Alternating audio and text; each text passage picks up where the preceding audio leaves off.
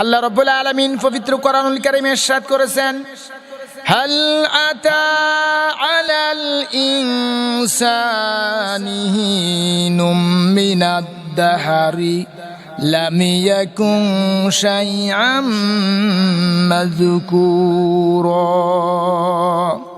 আল্লাহ রাব্বুল আলামিন বলেন, মানুষের জীবনে কি এমন এক সময় এসেছিল না, এমন এক মুহূর্ত এসেছিল না, এমন এক পিরিয়ড এসেছিল না যখন সে উল্লেখযোগ্য বিষয়বস্তু হিসাবে কোনোই পরিগণিত ছিল না। তোমার নাম ছিল না, তোমার পরিচয় ছিল না, দুনিয়ার কোনো মানুষ কেউ তোমাদের চিনত না, জানতো না, তুমিও দুনিয়ার কোনো মানুষকে চিনতে না, জানতে না। আমি আল্লাহ রব্বুল আলামিন তোমাদের সৃষ্টি করেছি, ঠিক কিনা? আমাদের স্রষ্টাকে। সন্তান যখন মার গর্ভে জন্মগ্রহণ করার পূর্বেই ওই সন্তানকে কোনো মানুষ কি কেউ চিনতো, জানতো? এবং ওই সন্তান কি কাউকে চিনতো? উনিও কাউকে চিনতো না, এবং কোনো মানুষ তারে চিনতো না, জানতো না। আল্লাহ তাআলা এই ব্যাপারে বলছেন, হে মানুষ, আমি আল্লাহ রাব্বুল আলামিন তোমাদের কেমনে সৃষ্টি করলাম, তোমাদের কেমনে বানালাম তা তুমি দেখো। আল্লাহ তাআলা পবিত্র কোরআনুল কারীমে ইরশাদ করেছেন, ইন্না খলাকনাকুম মিন তুরাবিন সুম্মা মিন নুতফাতিন সুম্মা মিন আলাকাতিন সুম্মা মিন মুদগাহ। সুবহানাল্লাহ। আমি আল্লাহ রাব্বুল আলামিন মানুষকে সৃষ্টি করেছি, মাটির উপাদান দিয়ে তোমাদের সৃষ্টি করলাম, মাটির উপাদান দিয়ে তোমাদের তৈরি করলাম। পুরুষের স্পার্মটোজেন আর মহিলাদের ওভাম দুটো মিলে নাপাক পানির ফোঁটাকে জমাট রক্তে পরিণত করলাম। জমাট রক্ত থেকে আবার গোস্ত বানিয়ে দিলাম, গোস্ত থেকে অসংখ্য কচি কচি হাড় তৈরি করলাম। এই হাড় তৈরি করে একটা স্ট্রাকচার তৈরি করলাম, একটা বডি তৈরি করলাম। মানুষ তোমার একটা ফ্রেম তৈরি করলাম, স্ট্রাকচারের উপর, বডির উপর আবার গোস্তের দ্বারা ঢাকিয়ে দিলাম, গোস্তের ভিতরে রড দিয়ে দিলাম। এরপর সুন্দরভাবে ফাঁকা সাউনাল ইজামাল লাহমা, এই স্ট্রাকচার বডির উপর গোস্ত বসে দিয়ে, রক দিয়ে, চামড়ার ছাউনি দিয়ে আমি আল্লাহ রব্বুল আলামিন তোমাদের সুন্দরভাবে সৃষ্টি করেছি। সুবহানাল্লাহ। আমাদের স্রষ্টাকে আল্লাহ। সে আল্লাহ রব্বুল আলামিন বললেন, মায়ের গর্ভের ভিতরে ফি কারারিম মাকির একটি সুরক্ষিত জায়গায় তোমাদের রেখে দিলাম, যেখানে কোনো জার্ক প্রবেশ করতে পারে না, কোনো ময়লা আবর্জনা প্রবেশ করতে পারে না, কোনো অসুবিধাই তোমার না হয়, এমন একটা জায়গা ইনসেন্টিভ কেয়ার ইউনিটের মধ্যে তোমার রাখলাম। ভাইরা আমার, বন্ধুরা আমার, আল্লাহ রাব্বুল আলামিন বলছেন, এরপরও আজকে তুমি আমি আল্লাহ রাব্বুল আলামিনের সঙ্গে নাশুকরিয়া আদায় করো, আমি আল্লাহ তাআলার সঙ্গে কুফরি করো। ইচ্ছে করলে আমি আল্লাহ রাব্বুল আলামিন মার পেট থেকে রক্তর পিণ্ডকে একবার আবর্ষণ করে বের করে দিতে পারতাম। কথা বলেন, ঠিক আছে কিনা? আল্লাহ বলছেন, আমি আল্লাহ রাব্বুল আলামিন মার গর্ভ থেকে আমি আল্লাহ ইচ্ছে করলে রক্তর পিণ্ডটাকে আবর্ষণ করে বের করে দিতে পারতাম, অথবা পঙ্গু করে বের করতে পারতাম। কথা বলেন, পারতেন কিনা আল্লাহ রাব্বুল আলামিন? বিকলাঙ্গ করে বের করে দিতে পারতাম। আমার আল্লাহ রাব্বুল আলামিন বললেন, খলাকাল ইনসান, আমি মানুষ সৃষ্টি করেছি আমি আল্লাহ রাব্বুল আলামিন। মায়ের পেটের ভিতরে বসে যখন তোমার ক্ষুধার উদ্রেক হলো, যখন তোমার রূহ পৌঁছে গেল, যখন খাবারের প্রয়োজন হলো, এই খাবারের জন্য তোমার কোনো মাও চিন্তা করলো না, কোনো বাবাও চিন্তা করলো না, কোনো বৈজ্ঞানিক চিন্তা করলো না, কোনো চিকিৎসাবিদ চিন্তা করলো না। করছে নাকি? সন্তান যখন মার গর্ভে জন্মগ্রহণ করে, আল্লাহ তাআলা যখন সন্তান মার গর্ভে রূহটাকে পৌঁছে দেয়, যখন তার জীবটা এসে যায়, এই সন্তান কি খাবে এর জন্য কোনো মা, কোনো বাবা, কোনো চিকিৎসাবিদ, কোনো বৈজ্ঞানিক, দেশের কোনো সরকার কোনোদিনের জন্য চিন্তা করেছিল সন্তানটি কি খাবে? আল্লাহ বললেন, কেউ চিন্তা করলো না। এ ব্যাপারে আমি আল্লাহ রাব্বুল আলামিন বড় চিন্তা করেছি। আমি আল্লাহ রাব্বুল আলামিন মার নাভি থেকে সন্তান তোমার নাভি পর্যন্ত একটা যোগাযোগের লাইন বানিয়ে দিলাম, একটা তার সেট করে দিলাম। মায়ের মাসিক নামক অসুখটাকে বন্ধ করে দিলাম। এরপর মার দেহ থেকে তিল তিল করে রক্তগুলি পাস করে তোমার দেহের মধ্যে প্রবেশ করে দিয়ে আমি আল্লাহ রাব্বুল আলামিন আস্তে আস্তে মার পেটের মধ্যে তোমারে বড় করলাম। সুবহানাল্লাহ। মুখটা মার পেটের মধ্যে একেবারে বন্ধ রেখে দিলাম। মুখের মধ্যে একটা টেপ লাগিয়ে দিলাম, তার কারণ মার মুখের মধ্যে ব্লাড মাসি কিছু অনেক কিছু আছে। সন্তান যদি তুমি মার পেটের মধ্যে মুখের দ্বারা খাবার খাও, মুখটা বড় নাপাক হয়ে যাবে। আর যখন এই দুনিয়াতে তুমি চলে আসবে, মুখটা নাপাক হয়ে গেলে আমি আল্লাহ রাব্বুল আলামিনের নাম নিতে তোমার বড় কষ্ট হবে। কথা বলেন ঠিক আছে কিনা? ভাইরা আমার, বন্ধুরা আমার, আল্লাহ রাব্বুল আলামিন বললেন এভাবে তোমাদের মার পেটের মধ্যে খাওয়ালাম। এরপর সুম্মা নুখরিজুকুম তিফলা, আস্ত করে আমি আল্লাহ রাব্বুল আলামিন বাচ্চার আকারে তোমারে বের করলাম। সুবহানাল্লাহ। আল্লাহ বলছেন বাচ্চার আকারে তোমারে বের করার পর তোমার অবস্থান এখন কোথায়, তোমার অবস্থাটা কি সন্তান, তুমি তা তাকাও। আল্লাহ রাব্বুল আলামিন বললেন ওয়াল্লাহু আখরাজাকুম মিন বুতুনি উম্মাহাতিকুম লা তা'লামুনা শাইআ। মায়ের গর্ভ থেকে তোমারে যখন দুনিয়ার বুকে বের করলাম, ও সন্তান তুমি ছোট্ট বাচ্চা, কোনো কথা বলতে পারো না, তোমার হুঁশ নেই, তোমার কোনো জ্ঞান নেই। বাচ্চার হুঁশ জ্ঞান থাকে? ছোট বাচ্চা কথা বলতে পারে? মার গর্ভ থেকে যখন তুমি দুনিয়াতে চলে আসো, তোমার কথা বলার মতো তোমার কোনো শক্তি নাই, তোমার এরকম কোনো জ্ঞান নাই। তোমার মুখে শুধু একটি সাউন্ড, একটি ভয়েস, একটি আওয়াজ, মুখে তোমার কান্নার কান্না। পায়খানা প্রসাবের মধ্যে পড়ে থেকে তুমি টা টা করে কান্দো, কান্না ছাড়া আর কোনো উপায় নেই।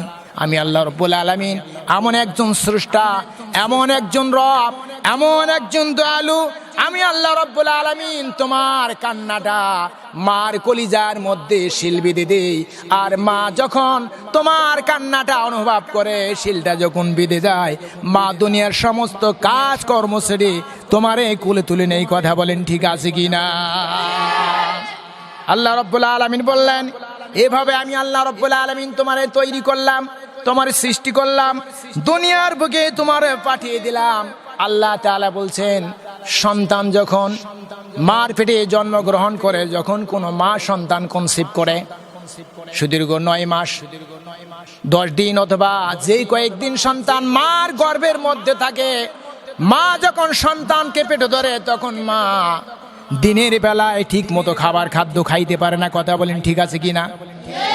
সন্তান যখন মার পেটে কনসেপ্ট করে, যখন জন্মগ্রহণ করে, তখন মা সন্তানকে পেটের মধ্যে ধরে খানা পেট ভর্তি খাবার খাইতে পারে না, খানা পেট ভর্তি খাবার খাইতে পারে না। বর্ণনা এসেছে ওই মার জন্য আল্লাহ রাব্বুল আলামিন যতদিন সন্তানকে পেটে ধরেছে, আল্লাহ তাআলা মার এক একটি দিনের জন্য কবুল রোজার সব লিখে দেন তার আমলনামায়। সুবহানাল্লাহ।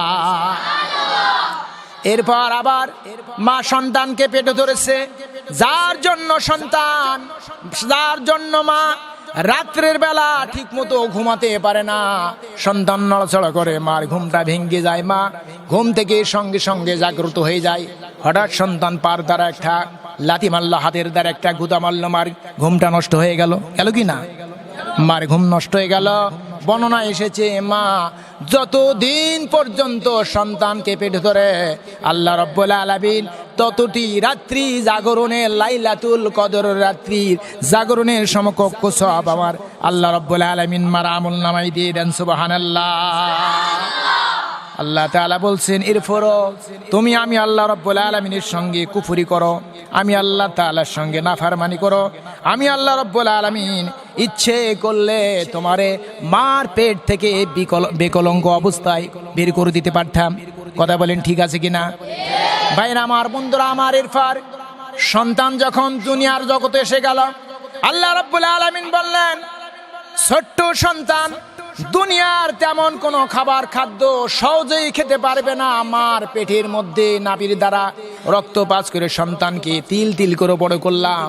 এরপরে যখন সন্তান দুনিয়ার বুকে এসে গেল, আমি আল্লাহ রাব্বুল আলামিন সন্তান দুনিয়াতে আসার পূর্বেই মার স্তনের মধ্যে রিজার্ভ 2টি গোডাউনের ব্যবস্থা রেখে দিলাম। সন্তান যখন দুনিয়ার বুকে চলে আসে, আস্তুত করে যখন নরম থুতলির দ্বারা মার স্তনটা সুস্থ শুরু করে, আল্লাহ তাআলা কুদরতির দ্বারা মার গোডাউনের তালা খুলে দেন। কথা বলেন ঠিক আছে কিনা? কোন ছাগল তার সন্তান তার বাচ্চাকে প্রসব করার পূর্বেই যদি ওই ছাগলটির বা ওই গাভীটির যদি স্তনটা কোনো মানুষ চাপে দুধ বের করার জন্য চেষ্টা করে, বাছুর হবার 1 মাস বা 20-25 দিন আগে যদি হাজারো বার চেষ্টা করে, 5 দিন আগে, 3 দিন আগে, 1 দিন আগে যদি হাজারো বার চেষ্টা করে, যত চাপাচাপি করুক না কেন, বলেন তো ওই বাঁধ কি দুধ বের করতে কেউ পারবে? কেউ পারবে কি? আল্লাহ বলছেন এটি রিজার্ভ খাদ্য ওই সন্তানটির গাভীর পেটের মধ্যে যে বাচ্চা আছে, যে সন্তান আছে, এর জন্য রিজার্ভ খাদ্য। আল্লাহ বলছেন মা যখন তার পেটে সন্তান ধরে, যখন বাচ্চা কনসেপ্ট করে, আল্লাহ তাআলা বলছেন এই রিজার্ভ খাদ্য আমি আল্লাহ রাব্বুল আলামিন ওই সন্তানের জন্য বরাদ্দ করেছি। সুবহানাল্লাহ হামদি। কিন্তু দুর্ভাগ্যজনক সত্যি হলো আজকালকার মায়েরা সন্তানদেরকে তারা দুধ পান করাতে চায় না। কথা বলেন ঠিক আছে কিনা? বাইমি, লনগ্রাম, ল্যাকটোস বহুত কিছু বাড়তি খাবার খাওয়ায় নিজের চেহারাটাকে ভালো রাখার জন্য, নিজের চেহারা সৌন্দর্যকে ঠিক রাখার জন্য, তার বডিকে ঠিক রাখার জন্য মা সন্তানকে অনেক মা ইচ্ছে করে দুধ পান করান না। কথা বলেন ঠিক আছে কিনা? আমি ওই মাকে বলবো, মা আল্লাহ সুবহানাহু ওয়া তাআলা তোমার স্থানে দুধে আল্লাহ সুবহানাহু ওয়া তাআলা এটি সন্তানের খাদ্য। 1 2 নম্বর কথা, আল্লাহ তাআলা বলছেন সন্তান যখন দুনিয়ার বুকে চলে আসবে, ছোট্ট সন্তান, দুনিয়ার আবহাওয়া তার সহজে সেট হবে না, দুনিয়ার আবহাওয়া তার সহজে সে মেনে নিতে পারবে না। যার জন্য আল্লাহ রাব্বুল আলামিন দুধটি শুধু খাবার খাদ্য ক্ষুধা মেটার জন্য তাই নয়, আল্লাহ তাআলা সমস্ত রোগের প্রতিষেধক হিসাবে আল্লাহ রাব্বুল আলামিন সমস্ত রোগের প্রতিষেধকের জন্য মেডিসিনের ব্যবস্থা রেখেছেন। সুবহানাল্লাহ। এই মার দুধের মধ্যে vitamin C, vitamin D, vitamin A, শুধু তাই নয়, আল্লাহ বলছেন দুনিয়াতে আসার পর এই আবহাওয়া, কচি লাঞ্চ, কচি বডি বাচ্চা সহজে কনসেপ্ট করবে না, সেট করে নিতে পারবে না, চেক দিতে পারবে না। আল্লাহ বললেন জানো জটিল কঠিন কোনো ব্যাধিতে সন্তানটি আক্রান্ত না হয়। যেহেতু জটিল কঠিন ব্যাধিতে আক্রান্ত হলে ছোট্ট বাচ্চা হায়ার অ্যান্টিবায়োটিক সে খাইতে পারবে না। যার জন্য আল্লাহ বলছেন মায়ের দুধের মধ্যে প্রথম হচ্ছে মার দুধটি সন্তানের জন্য ক্ষুধা মারার খাদ্য। কি বলেন তো? খাদ্য। 2 নম্বর কথা, এই দুধের মধ্যে আল্লাহ তাআলা ভিটামিন দিয়েছেন, যেহেতু ছোট বাচ্চা ভিটামিন খাইতে পারবে না। 3 নম্বর কথা, সমস্ত রোগের প্রতিষেধক হিসাবে আমার আল্লাহ রাব্বুল আলামিন মেডিসিনেরও ব্যবস্থা রেখেছেন। সুবহানাল্লাহ। আল্লাহ বলছেন সেই মা বাপকে সাবধান, তোমরা ওই মা বাপকে কেউ ফেলো না। এই কথাটি কার? এই কথা কার? চিল্লায় বলেন তো কথাটি কার? এই কথাটি আল্লাহর। আল্লাহ রাব্বুল আলামিন অন্য জায়গায় বলেছেন ওয়াকাদা রাব্বুকা আল্লা তা'বুদু ইল্লা ইয়্যাহু ওয়া বিল ওয়ালিদাইনি ইহসানা ইম্মা ইয়াবলুগান্না ইনদাকাল কিবারুহুমা ইনদাকাল কিবারা আহাদুহুমা আও কিলাহুমা ফালা তাকুল্লাহুমা উফফিন ওয়ালা তানহারহুমা وقل لهما قولا كريما سبحان الله بحمده আল্লাহ তাআলা বলেন হে মানুষ আমি আল্লাহ রাব্বুল আলামিনের ইবাদত করো, আমি আল্লাহ ছাড়া আর কোনো আনুগত্য করো না, আর কোনো গোলামি করো না। এরপর তোমরা পিতামাতার প্রতি সদ্ব্যবহার করো, পিতামাতার প্রতি লক্ষ্য রাখো, পিতামাতার খিদমত করো। উভয়ে যখন জীবদ্দশা অবস্থায় তোমার বার্ধক্যে পৌঁছে যায়, জীবদ্দশা অবস্থায় যখন বার্ধক্যের দিকে চলে আসে, সন্তান তুমি পিতা মাতাকে কোনো বিরক্তি সূচক কোনো কথা বলতে পারবে না। সুবহানাল্লাহ। আল্লাহ বলছেন আমি আল্লাহ তাআলার ইবাদত করার পর দ্বিতীয় তুমি যারে খোঁজ নিবে সেটি তোমার আব্বা, সেটি তোমার আম্মা। সুবহানাল্লাহ হামদিহি। কি বলেন তো? আব্বা আম্মা। কি বলেন তো? আল্লাহ তাআলার ইবাদতের পর দ্বিতীয় 2 নম্বর যে একটা পয়েন্ট আছে, দ্বিতীয় যার খেদমত করবে আল্লাহর ইবাদতের পর, খেদমত কার করবে মানুষ? পিতামাতার খোঁজ নেবে, পিতামাতার। বর্ণনা এসেছে কোন ব্যক্তি জীবদ্দশা অবস্থায় যদি আব্বা কিংবা আম্মাকে জীবিত পায়, আব্বা আম্মা দুজনের একজনকে জীবিত পালো, তার হক আদায় করলো না, ইহসান করলো না, উপকার করলো না, ভালোবাসতে পারলো না, খোঁজ খবর নিতে পারলো না, আল্লাহ রাব্বুল আলামিন জীবিত অবস্থায় তার জন্য জাহান্নামের একটি দরজা খুলে দেয়। পড়ছি নাউজুবিল্লাহ। কোন ব্যক্তি আব্বা আম্মা দুজনকেই জীবিত পালো, হয় না? দুজনকেই জীবিত পালো, দুজনের সঙ্গে অসৎ ব্যবহার করলো, দুজনের হক আদায় করতে পারলো না, আব্বাকে সহ্য করতে পারলো না, আম্মাকে সহ্য করতে পারলো না, আল্লাহ রাব্বুল আলামিন জীবিত অবস্থায় ওই সন্তানের জন্য 2টি জাহান্নামের দরজা খুলে দেয়। পড়ছি নাউজুবিল্লাহ। ভাইরা আমার, বন্ধুরা আমার, আবার বর্ণনা এসেছে কোন ব্যক্তি আব্বা কিংবা আম্মা দুজনের একজনকে জীবিত বলো, একজনের হক আদায় করলো, ভালোবাসলো, ইহসান করলো, উপকার করলো, আব্বার খোঁজ নিল কিংবা আম্মা যারে লাগাল তারে খোঁজ নিল, ভালোবাসলে, ইহসান উপকার করলো, খাবার খাদ্য তার হাতে তুলে দিল, আল্লাহ সুবহানাহু ওয়া তাআলা তার জন্য জীবিত অবস্থায় একটি জান্নাতের দরজা খুলে দেন। সুবহানাল্লাহ। আব্বা আম্মা দুজনকেই জীবিত ভালো, দুজনের হক আদায় করলো, দুজনের প্রতি ভালো নজরে তাকালো, আল্লাহ রাব্বুল আলামিন ওই সন্তানের আমলনামায় আল্লাহ সুবহানাহু ওয়া তাআলা জীবিত অবস্থায় তার জন্য 2টি জান্নাতের দরজা খুলে দেয়। সুবহানাল্লাহ। আল্লাহর নবী বলেছেন তোমরা যদি তোমাদের আব্বা আম্মার দিকে দিনে একবার ভক্তির নজরে তাকাইতে পারো, মুহাব্বতের নজরে তাকাইতে পারো, ভালোবাসার নজরে তাকাইতে পারো, আল্লাহ সুবহানাহু ওয়া তাআলা তার আমলনামায় এক একটি করে কবুল হজের সব লিখে দিবেন। সুবহানাল্লাহ। হাদিস শরীফে এসেছে যদি কোনো সন্তান আব্বার দিকে কিংবা আম্মার দিকে তিনি একবার নেক নজরে তাকায়, ভালোবাসার নজরে তাকায়, মুহাব্বতের নজরে তাকায়, আল্লাহ রাব্বুল আলামিন তার জন্য একটি কবুল হজের সব লেখেন। সুবহানাল্লাহ। সাহাবী আরজ করলেন ইয়া রাসূলুল্লাহ সাল্লাল্লাহু আলাইহি সাল্লাম, আমরা যদি দিনে 10 বার আমাদের আব্বার দিকে, আমাদের আম্মার দিকে নেক নজরে তাকাই, ভালোবাসার নজরে তাকাই, মুহাব্বতের নজরে তাকাই, তবে কি করা হবে? বলা হচ্ছে তোমরা যদি দিনে 10 বার নয় 100 বার যদি আব্বা আম্মার দিকে ভক্তির নজরে তাকাও, ভালোবাসার নজরে তাকাও, মুহাব্বতের নজরে তাকাও, আল্লাহ সুবহানাহু ওয়া তাআলা দিনে 100টি কবুল হজের সব লিখে দিবেন। সুবহানাল্লাহ। কিন্তু বুঝতে ভুল করলে হবে না, পিতামাতার দিকে নেক নজরে তাকাইলে কবুল হজের সব হয়ে যায়, কিন্তু যাদের হজ ফরজ হয়েছে পিতামাতার দিকে তাকাইলে ফরজিয়াত হজ এর হক আদায় হবে। যাদের প্রতি হজ ফরজ তার হজ করতে হবে, তারে ফরজ হজ আদায় করতে হবে। আব্বা আম্মার দিকে তাকাইলে কবুল হজের সব হয়, কিন্তু আব্বা আম্মার দিকে তাকাইলে যাদের প্রতি হজ ফরজ, এই ব্যক্তি যদি বলে যেহেতু হজ ফরজ হয়েছে পিতামাতার দিকে তাকাইলে কবুল হজের সব হয়, তাহলে আব্বা আম্মার দিকে পিতামাতার দিকে তাকায়, হজ তো হয়ে যাবে না, তা হবে না, কবুল হজের সব হয়। কিন্তু যাদের প্রতি হজ ফরজ, এই হজ ফরজ তার ফরজিয়াত দায়িত্ব আদায় করতে হবে। কথা বলেন ঠিক আছে কিনা?